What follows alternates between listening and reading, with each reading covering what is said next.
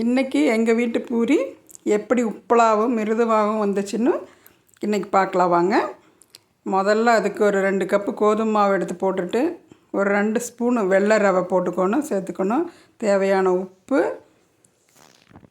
தண்ணி எல்லாம் ஒன்றா கலக்கிட்டு உப்பு ரவை எல்லாம் கலக்கிட்டு கொஞ்சமாக எண்ணெய் ஊற்றி கலக்கிக்கோங்க. தண்ணி தேவையான அளவு தொளிச்சு பிசைஞ்சிட்டே வாங்க. வேணுங்கிற அளவு தொளிக்கணும். கொஞ்சம் எச்சா போகக்கூடாது, கம்மியாக போகக்கூடாது, கையில் ஒட்டக்கூடாது.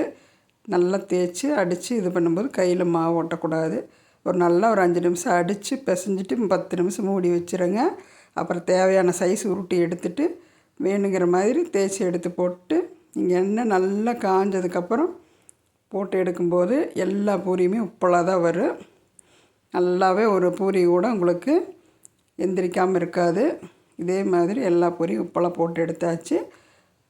பூரி கிழங்கும் வச்சாச்சு. சூப்பராக இன்றைக்கி சூப்பரான பூரி குழம்பு ரெடி. இன்னும் விவரம் வேணும்னா லாங் வீடியோவும் போட்டிருக்கோம், செக் பண்ணி பாருங்கள்.